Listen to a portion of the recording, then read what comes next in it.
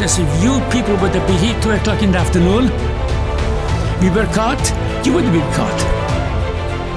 Who would have been when we would be caught, Mr. Martinez? What did they say? We'd be shot on the spot.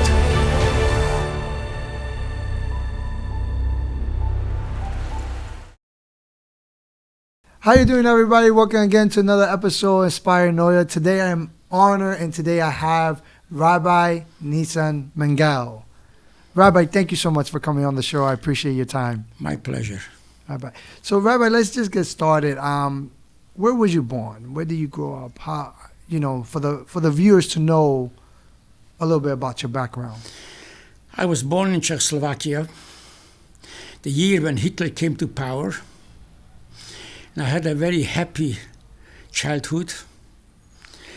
And until 1938, when anti-Semitism reached also Czechoslovakia, eventually to entice Hungary should also join forces with Hitler, so he gave a portion of Czechoslovakia to Hungary. Hungary annexed a certain portion of Czechoslovakia and became part of Hungary. Gotcha. Our town, Košice, Czechoslovakia, also became part of Hungary. And then from 1938 to 1941 was already anti-Semitism. Jews were very much afraid. They closed our businesses. All Jewish businesses were closed. Now, when you mean they closed your business, they forced you guys to They closed down the business. My father had a textile business, a very successful textile business. Okay. He took away the license. He had to close down the business. By 1941, my father saw already what the dark clouds which are coming to East Europe, Hitler, Nazism, anti-Semitism. So he applied for a visa to any place to escape from Hungary. Then it was Czechoslovakia, but it became Hungary because Hungary annexed it. Gotcha. All doors were closed. We couldn't get a visa any place. And there was only one exception, Panama. Panama gave us a visa. And we got the information that my father can come pick up in Prague the visa. And the day when my father arrived in Prague, the capital of Czechoslovakia, Hitler marched into Prague. So this also ended. The visa process for you guys. The visa, so we couldn't go to Panama. Let me tell you just incidentally. So I went to speak in many places all over the world. Yeah. I was also invited to speak in Panama. I had no desire to speak in Panama. But since my father wanted to go to Panama in 1941, but he couldn't, so I said, if he couldn't go, let at least his son go. So I went, accepted the invitation. I went to speak in Panama maybe 3-4 years ago. Wow. Yeah. But anyways, this was in 1941. Uh-huh. So then we Jews didn't have any business anymore.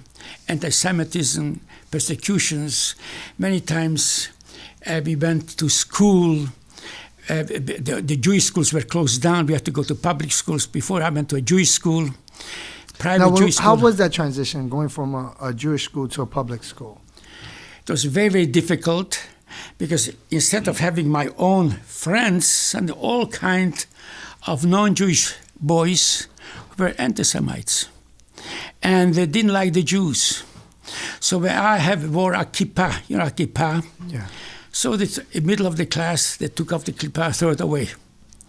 When we went home, after school, they took the kippah, I took some of the sweater and threw it away from us. It was truly very unpleasant.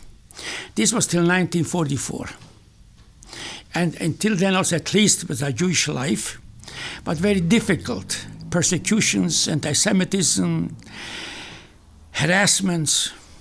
In 1944, at the beginning, April 1944, so we became part of Hungary. But by that time, 1944, Hitler saw already that he won't win the war.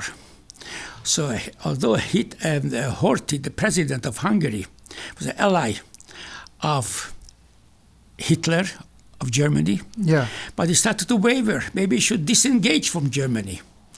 So Germany was afraid that Hungary will become disengaged from Germany, the German army occupied Hungary, and came to our city. Before it was called, under Czechoslovakia, called Košice.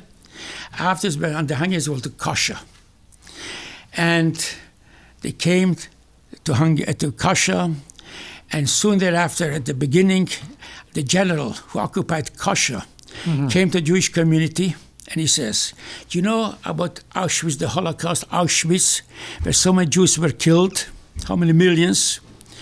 If you give me, the German general, if you give me $1 million, the Jewish community in Košice, Kasha, will give me $1 million, we'll spare you. We won't send you to Auschwitz." Can you imagine, in 1944, with $1 million? Must have been, wow, that's a lot of money. $1 million. Where do you get dollars from? But anyways, he says, give me $1 million, then I promise you we won't send you to Auschwitz, to the death camps. Okay. So every Jew has to contribute. My father, Belov, he took all the jewelry, see a menorah, and the candelabras, and my mother's jewelry, which is worth tens of thousands of dollars. Yes, likewise everybody else. We gathered, we collected $1 million, and we gave the Jewish community, gave to the general who occupied Košice. $1 million. $1 million in April 1944.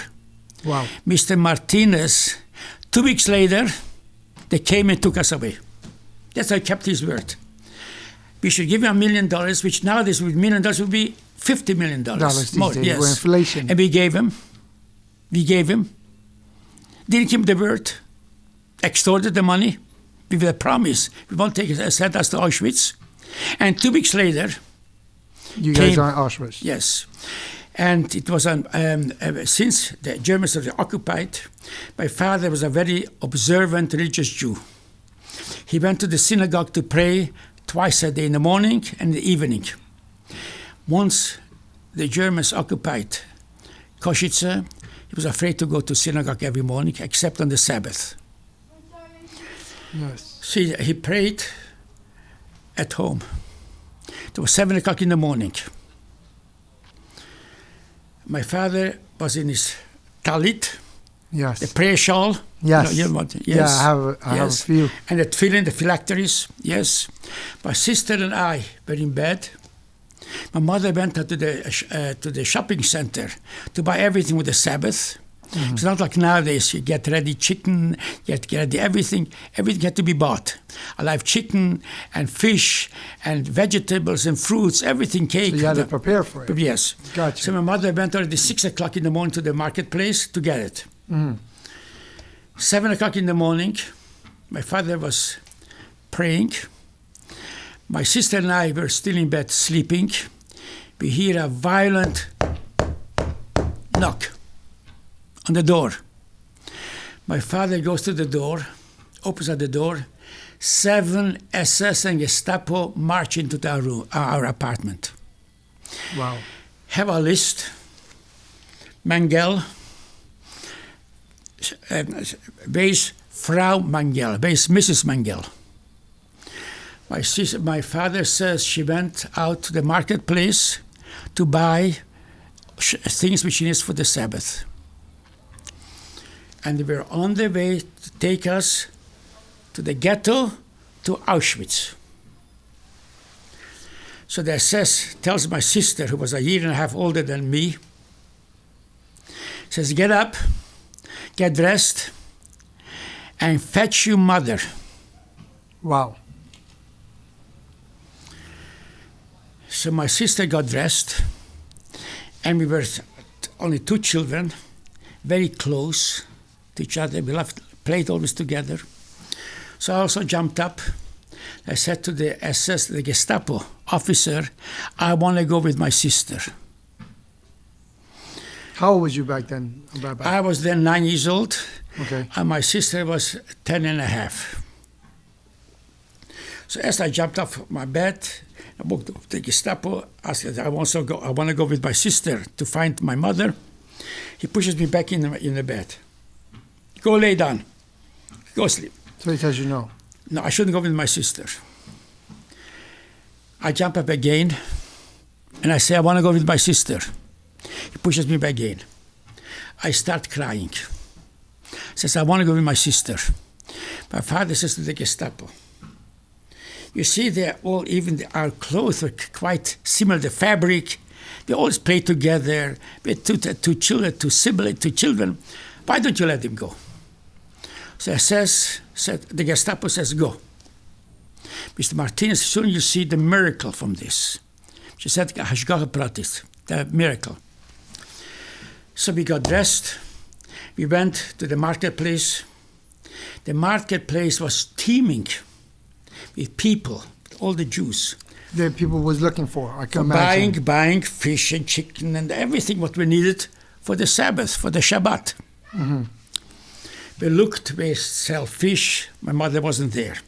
We went, they sell chickens, my mother wasn't there. We went there, we sell cake, my mother wasn't there. We went all over, we couldn't find mother. So we decided maybe mother bothered everything, and she went home already. So we decided also to go home. We couldn't find mother. As we go home, we see from a distance my mother with 2 baskets with all the items which she bought for the Shabbat, for the Sabbath. She carries the 2 baskets. We ran over to mother. I says, Ma, the Gestapo came, and when you know Gestapo SS come, what did they come from? Why did they come? Not to send us to Florida, but to Auschwitz. Wow. Yes. So my mother became jittery, nervous. Says, let's run home. So I was only 9 years old. I don't pretend to be a super genius, but I said to my mother, why run? Why run? Says, you are out. Your 2 children are out. Maybe father will also somehow get out. So mother says, from 7 Gestapos and SS, can you escape? In your house there's 7 SS and Gestapo. How can you escape? And he says, this still rings in my ears. If Tati means in Yiddish, if father goes to Auschwitz, I don't want to go with him. Wow. She could have saved herself. Says, if Tati goes to Auschwitz, I want to go with him. So your mom wanted to go with your dad? If Tati goes to Auschwitz, I want to go with him. But anyways, I said, but maybe. So my mother keeps on insisting, from 7 SS and Gestapo in an apartment, how can you escape? So we had an apartment house. We owned an apartment house in Košice, in the Kasha. All apartments were Jewish tenants. And the janitor was a non-Jew. And he liked us very much. Why? Because every Friday night, to close it, we don't close out. We don't open lights on the Sabbath. We don't close the light. As you know that. Yes, for sure. Yes. So who should close the light? And nowadays you have the Sabbath clocks, yes? Automatically can opens it and close it. Then in 1944 it wasn't. So the janitor or his wife or his daughter used to come up Friday night, like 12 o'clock, 1 o'clock, close all the lights. My mother always used to give chicken soup and chicken and farfel, everything, so they liked her very much. Their daughter worked in a tavern, not far from our house, a block and a half. So her name was Ivanka. Ivanka Trump's daughter comes from Czechoslovakia. Yes, she is from Czechoslovakia. Yeah. Yes. So Ivanka is a very popular name in Czechoslovakia. So her name was Ivanka. So I said, Ma, let's at least go to the tavern, ask Ivanka should go to our house, and find out what happened to Tati, what happened to father. To this my mother agreed. We went to the tavern, and my mother asked Ivanka, and as I said before, they laughed her very much. She says, Ivanka, please go to our house and see what happened to Mr. Mangel. So Ivanka says to my mother, Mrs. Mangel, don't you see the tavern is filled? It was like 8:30 in the morning. Or with drunkards. If I won't give them to drink, they make a riot. Let me just serve them, give them whiskey, and they'll be quiet for a half an hour until they drink it. I'll go, but let me first serve. My mother was very nervous, very tense, because she wanted to find out. Yeah, what's going on with your father? She says she can't go. She can't go because they're going to destroy the whole tavern, the drunkards. So she served, took another half an hour, and then she goes. Now, Mr. Martinez, let me just show you. Here is the street. Here is a tavern. The street ends here, and there starts another street. Okay. And here in the middle of the next street is our house, our apartment house. As Ivanka leaves the tavern to go to our house, and my mother stands by the door and says, Ivanka, make schnell, go fast, go fast, go fast. As she comes to the corner to turn towards our house, what do we see? Father. He appears, he stands here by the corner.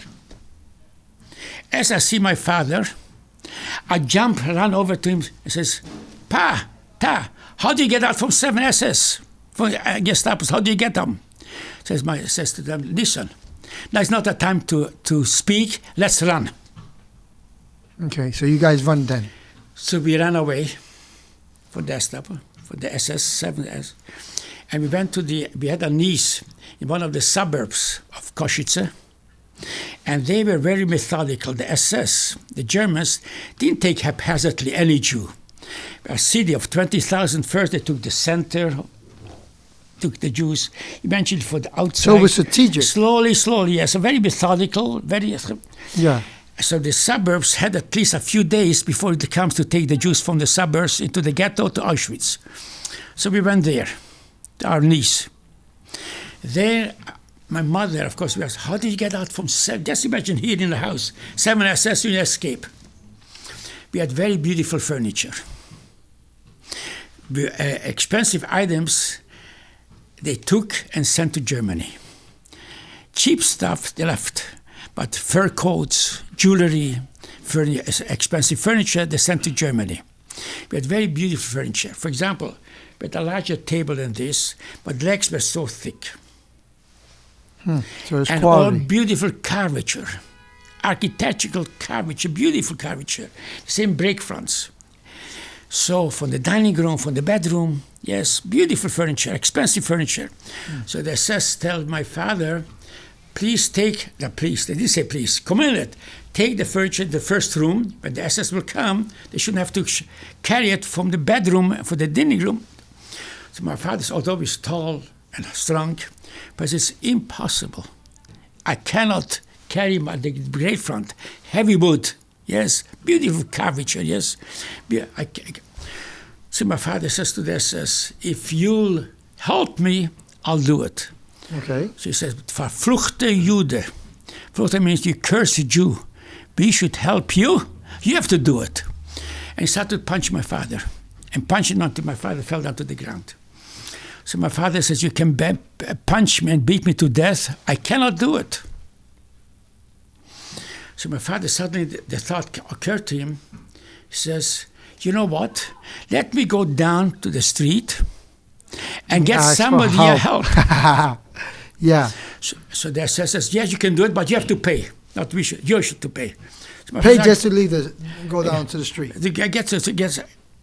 And my father says, I gladly pay. Someone should come help me. And as my father went down, really he thought to get somebody should come up help him. But fortunately, he saw you guys. No. Fortunately, there was nobody available. He thought to himself, God Almighty, my wife is out, my children are out. I should go back. He started to run. And he came to the corner and he saw us. Wow. Now, it is something natural. This I said, I went through 7 different death camps.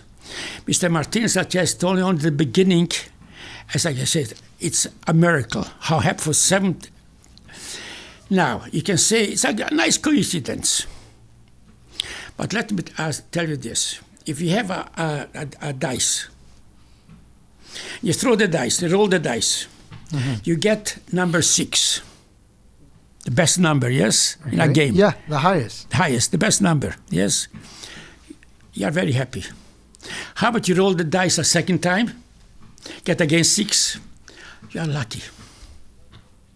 How about you roll the dice a third time, get again number 6, you are very lucky. Once you start rolling 4, 5, 6, 7 times, obviously something's going on.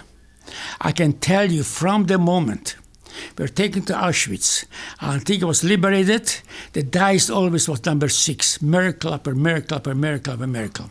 Most people speak about one side of the coin. The atrocities, the barbarism, the sufferings, yes. But I speak also, yes, I also went through all these tremendous sufferings, but I also see the other side of the coin. If anybody survived, it was only by divine providence, by miracles. And I told you the first thing, yes, can keep on going on and on and on. Now tell me something. Here you go in the camp, you run to your niece. What happens then? Mr. Baptiste, I tell you then that then we won't finish it even after a week of speaking. Okay. Then we didn't have any money. This time Czechoslovakia was already Judenrein. They didn't take any Jews anymore because they took the Jews in 1942.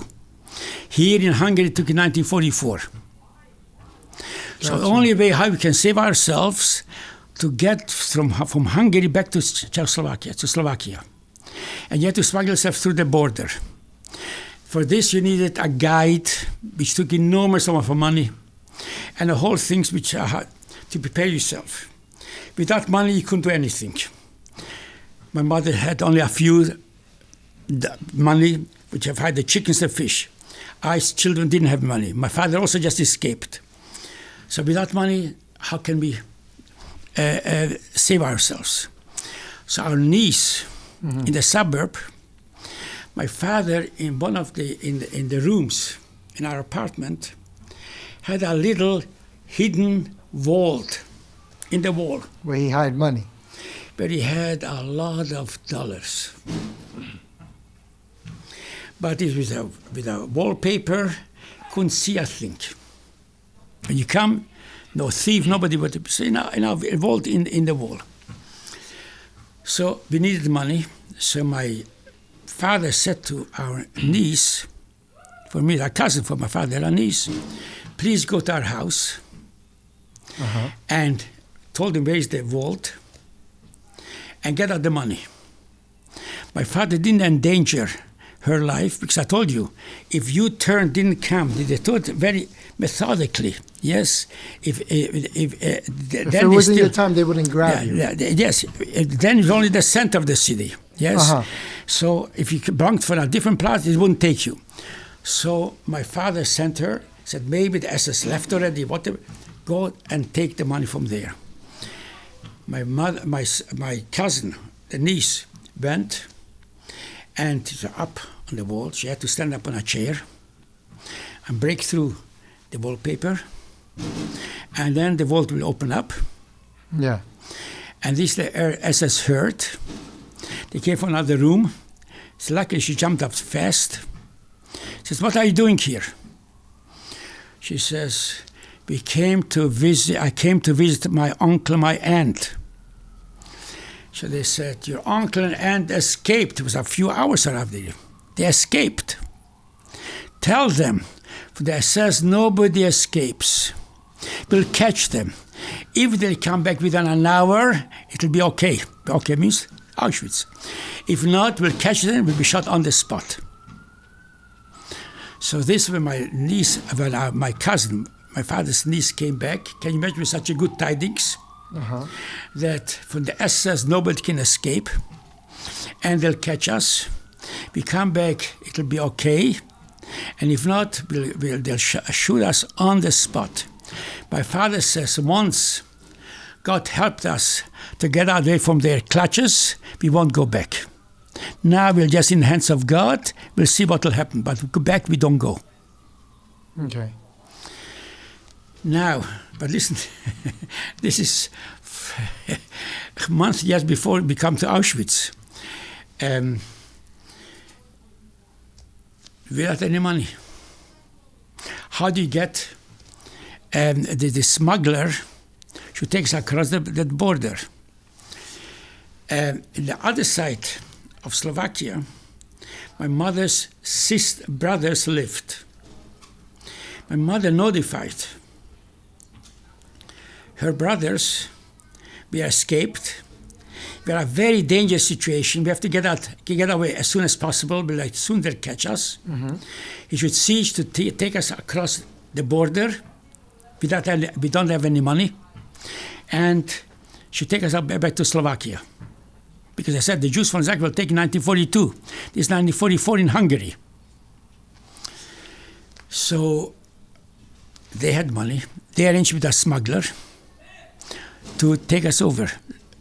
So the smuggler came to us on a Thursday, and he says, I'm going to come Sunday, and Sunday I'll take you over the border. But you can't look like the way you look like. You can't look like Jews. You have to look like farmers, peasants, Gentiles. So I'm going to bring you clothing. Should look like Gentiles. Boots, and my father had a hat with a big feather. And in Europe in those days, a peasant woman didn't have one skirt. I don't know if you ever saw one skirt, another skirt, another skirt. You know, all like this, yes? So she brought so many skirts for my mother.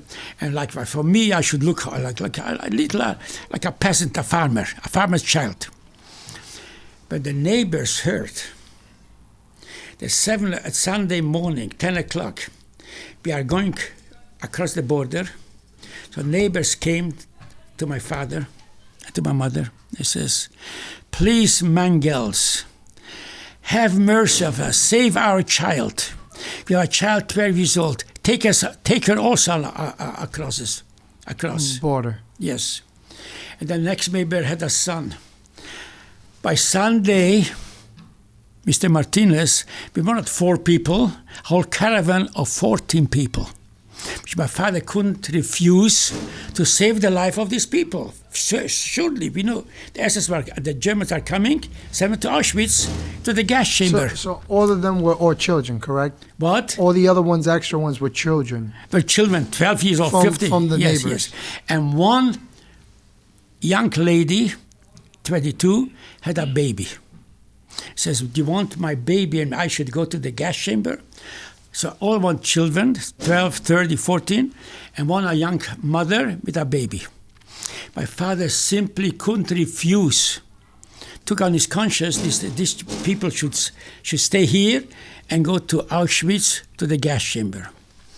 But at 10 o'clock, the smuggler came. He says, what? I made up with you to make only 4 people. That's 14. A whole caravan. So my father said, I promise you, for each person, another $1,000. Another $10,000. That's 4. My father didn't have the money then, but he knew that my mother's brothers will pay it. So he said, wait, I have to go home. Get for all of them also dresses like farmers, peasants, non-Jews. Yes? Yeah. He came back like an hour later. Everybody was dressed really like farmers, peasants. Everybody looked. Boots, with the dresses like this. And if you see Europe in those days, a farmer or peasant. But then he says, we cannot go 14 people together. 14 people, farmers don't go together, 14 people. Never. It'll be too obvious. So, too obvious, yes. So you have to break it up into little groups. Okay. So the first group was my father and 2 children, one 14, one 16. Uh-huh. And told them exactly the direction. We come out from the city. There'll be a meadow, a mountain, a meadow.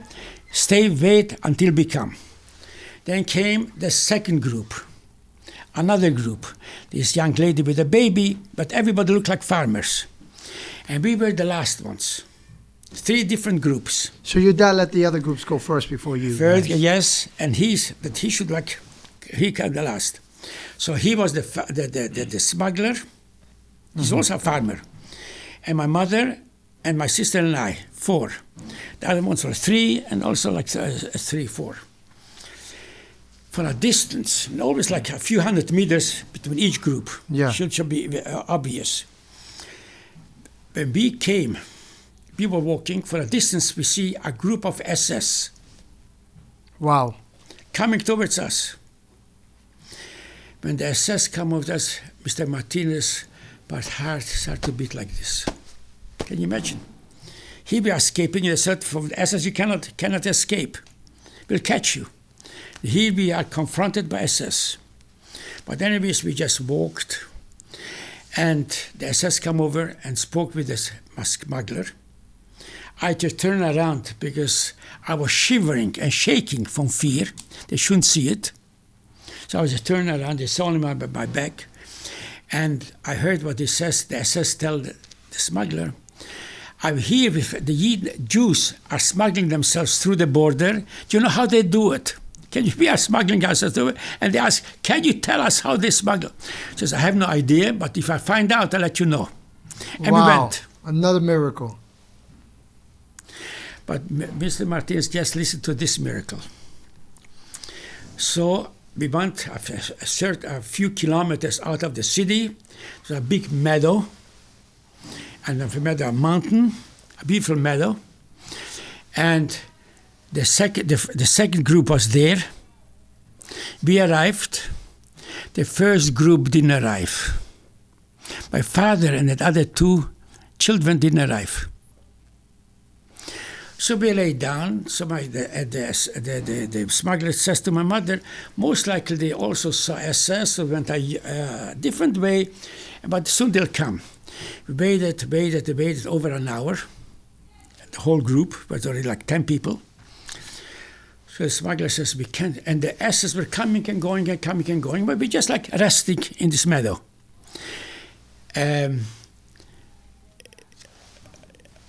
This time, the SS were coming, so the smuggler says to my mother, we must go, cross the border, because it will be suspicious. How long does people rest? For an hour, 2 hours, 3, how long? We must go. So my mother says, I will not budge from here, I will not go until my husband is here. So the smuggler says, so what can I do? So my mother says, it only stands to reason. I go back to where we came from, and maybe they lost their way and they went back. They went there. Indeed, when my father and the group saw SS, they made a turn, and they lost their way. They didn't know about how to go, because they had to go from the SS. This was here, and this street was the SS. And they went back, and he brought back my father and my mother, and the two boys. Yeah. But this time, we're supposed to cross the border. This that my father, but took about 2-3 hours. We were here an hour until we went for an hour, coming back for an hour. But this time was a day late in the evening. It was made up that from Hungary, the smuggler takes to the border. From Slovakia, another smuggler comes and takes us into, because he knows only the way in the forest on this side of the border. The other side of the border he doesn't know. So he came to the border. Mm-hmm.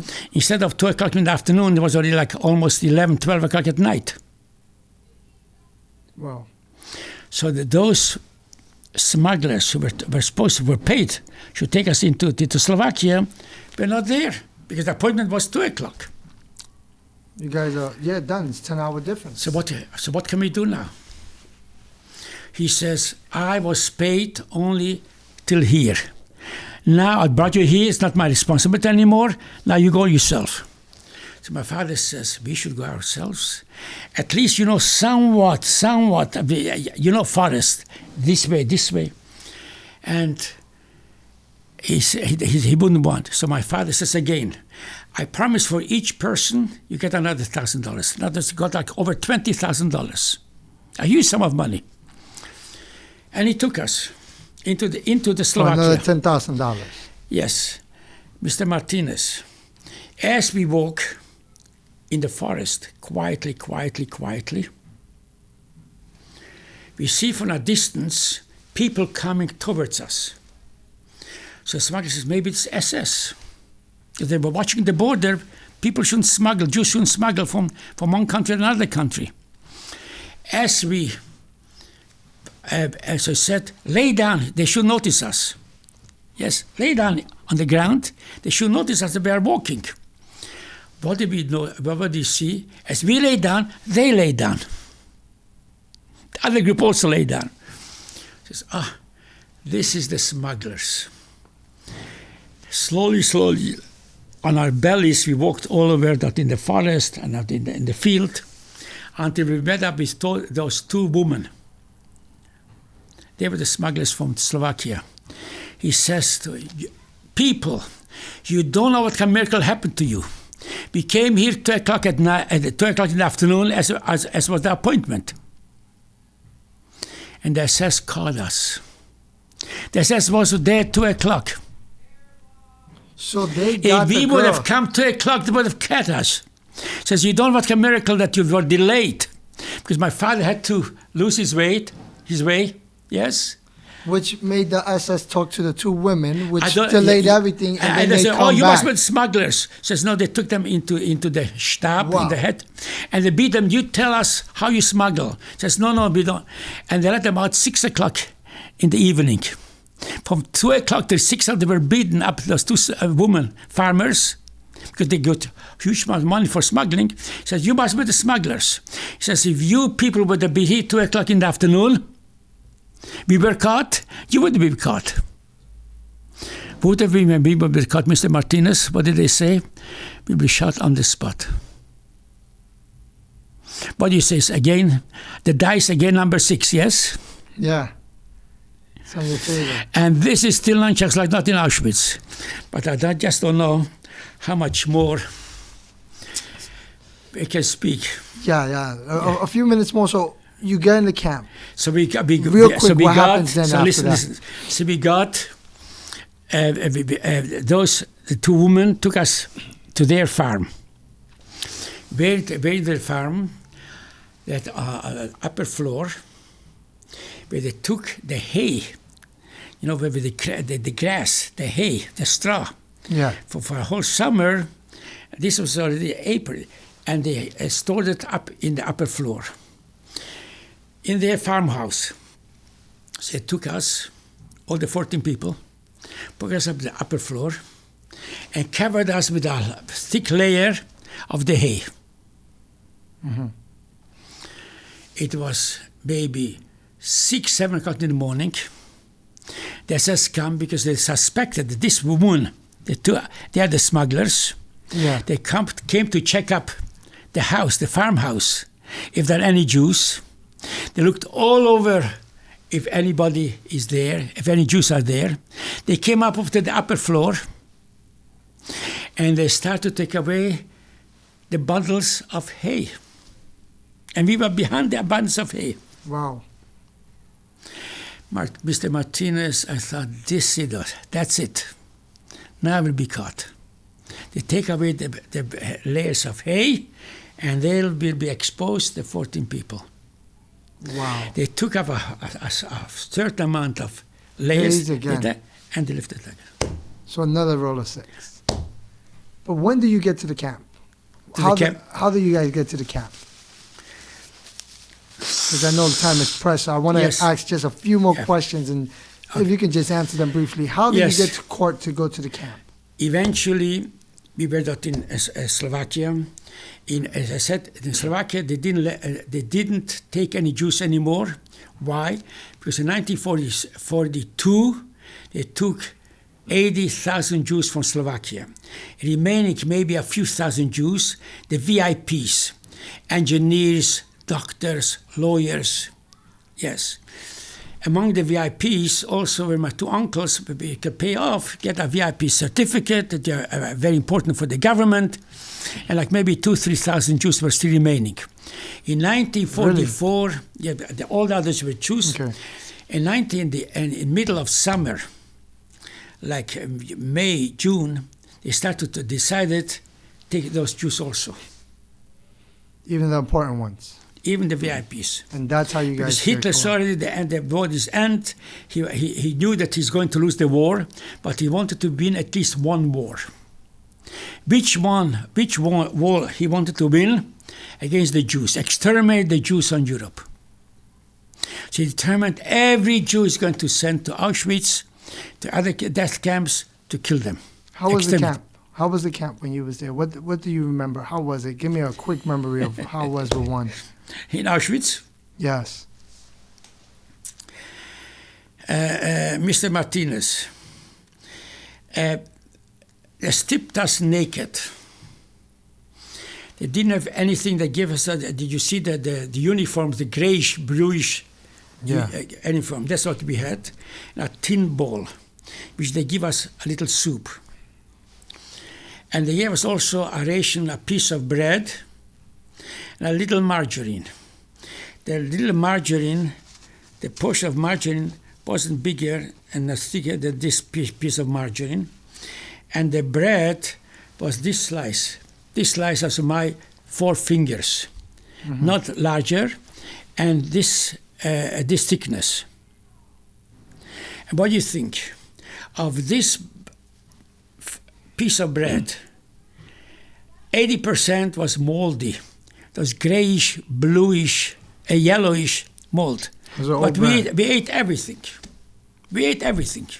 Because we would eat anything. I eat worms. Believe me, I eat worms. But anyways, do you realize there's a blessing in disguise, this mold? It was tremendously sub-freezing temperatures. And I never saw somebody a sore throat, flu, influenza. Why? You know what's penicillin made from? Antibiotics? No. From mold. Look up in your cell phone, smartphone, what's the ingredient, what penicillin, which is an antibiotic, yes, for mold. So Hitler meant to destroy us. And this was truly an antibiotic, a natural, organic antibiotic. Oh my God. For your stomachs. Yes. When the war ends, you're free. Yes. Your dad, everyone survived. No. My sister survived, my mother survived, myself, I survived, but not my mother, but my father. Okay. And then after that, when is it that you go to Canada? How old are you? In 1945, we were liberated. I came back to Czechoslovakia. I met my sister. She was home already. Then, a few weeks later, my mother came back. We are so emaciated. You can't imagine. The nails didn't grow. Hair didn't grow. I was baldy. But anyways, we recuperated.